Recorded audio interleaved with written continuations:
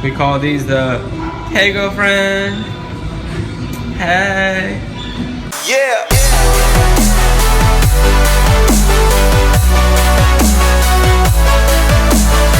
What's going on, guys? Already here checking in. It is January 2nd, 2015, and it is chest day. We begin our chest workout tonight with some incline dumbbell press. I'm only showing you one set of each. This is like our middle set, our middle working set. I do these pretty particularly. So as you can see, I like to bring the dumbbells pretty close to my neck, really getting a good stretch at the top of my chest. I used to drop them a lot lower on my chest when I did incline press, but I've felt a really good stretch once I sort of aim them a little bit higher and really try to drop my elbows kind of a little bit behind my head. Here's Deanna's set.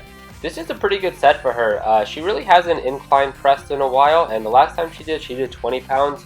Here you can see she's doing 25 pounds, and they're going up pretty damn easy. I was trying to convince her to go up to 30, but she was like, next time. So after the incline press, we went over to the decline hammer strength press. I normally like to do different exercises, sort of hitting different angles of your chest. Here we're hitting the decline or the bottom portion of your chest, or really trying to emphasize the bottom portion of your chest. When I'm doing these, I'm really trying to focus on keeping my elbows as low as possible and sort of driving through my chest to try to take out my shoulders and my triceps from the movement. As you notice too, I also don't lock my elbows out, because I tend to feel it a lot more in my triceps that way, and I'm really trying just to isolate my chest. While I was decline pressing, Deanna was on the hammer strength flat press. We just did this for time's sake, just so we don't have to keep unloading and loading plates.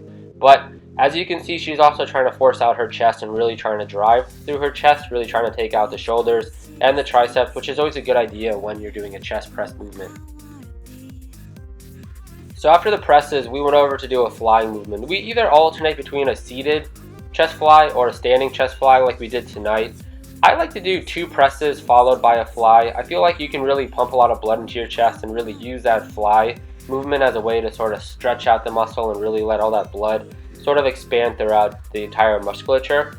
I do like to do it standing occasionally. I can tend to drive my elbows back a little bit easier than if I was sitting.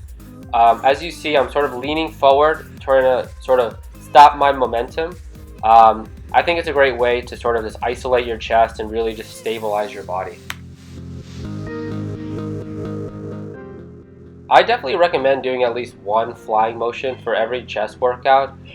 It's a great way to really sort of expand your chest, especially when you're doing a lot of pressing movements. It's a great way to sort of open up the muscle and really allow all that blood that you're pumping in to sort of get to all the muscle fibers and really break down that muscle tissue. This is probably one of my favorite chest machines. It is the seated Nautilus chest press. I think it really isolates your chest a lot easier. As you can see, I'm sort of like driving my shoulder blades into the pad and really trying to stick out my chest as far as possible to really sort of emphasize that that's the primary mover, and I'm really trying just to concentrate mentally on pushing through my chest and really trying to squeeze at the top. I always recommend whenever you're doing some kind of chest press movement to really drive your shoulder blades into the pad behind you and really try to stick out your chest as far as possible. It's a good way to really emphasize the chest and take out the shoulders and elbows as much as you can. I don't flat bench often, but when I do, I like it to be in the beginning of my workout, but as you can see tonight it was at the end. I was honestly just trying to test my strength and see where I was at. So here's a set of 205. I do for about 6 reps. I did this 3 times just to sort of get a good final pump in my chest. So our final exercise was a seated chest fly. Last night we were just on it. We were really feeling it, and this is probably 1 or 2 exercises more than we normally do for a chest workout, but like I said, because we were feeling it, because we were feeling good, we decided just to keep going. We listen to our bodies when we train, and there's some days where we'll do 3 exercises for chest, and then there's some days where we'll do 6 or 7 exercises. I think it's really important to sort of be in tune with your body and really focus sort of on how you're feeling and base your training based on how you're feeling. It really is a great way to sort of just learn your body and learn sort of what you're capable of. I like to pair chest and triceps when I train. I think because they're synergistic muscles, they work together. When you do any kind of pressing motions, it's a good idea to train your triceps after you train your chest. They're already pretty fatigued, so I only do about 3 exercises for triceps.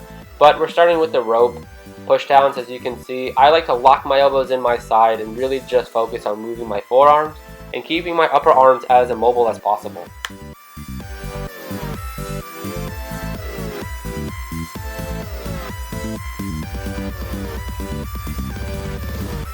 Alright guys, so we're going to go underhand grip when we do these tricep extensions. I want you to bring your elbows in, stick your butt out, and bring it down. Back that ass up like J-Lo.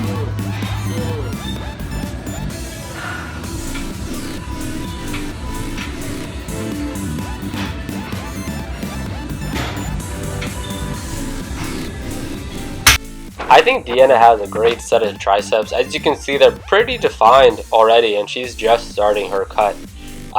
She does have a little play in her body, but for her, that's her style. She loves just to bounce and really try just to squeeze that muscle as much as possible. I mean, obviously, you know, her form is not an unsafe form. It's just something that she does and she feels good, and she can really feel her muscles work that way. I like to do these skull crushers. As you can see, I'm actually seated on a bicep preacher machine, and I'm sitting backwards, but it's a good way to sort of arch my back and keep my elbows nice and high as I'm doing these skull crushers. We did about 4 sets here, just really trying to finalize that chest tricep workout. Alright, so that concludes the chest and tricep workout. Here's a couple clips of what Deanna does for her cardio post-workout. She loves to do high intensity training. She's a big outdoor freak, but because the weather here in Maryland isn't the best, she's stuck indoors. So she went to the studio, did some sprints alternating with some walking. After the sprints, she did some hop squats all the way down and all the way back. It's a really great way to sort of get that heart rate up. You're using a ton of muscles when you're doing these hop squats, so it's a good way to do sort of a full body cardio exercise. Alright, thanks guys for watching. Please remember to comment, share, and subscribe. Also, let us know what you like about these videos and what you don't. We're really trying to perfect these and make these as best as possible. Alright guys, peace. Yeah.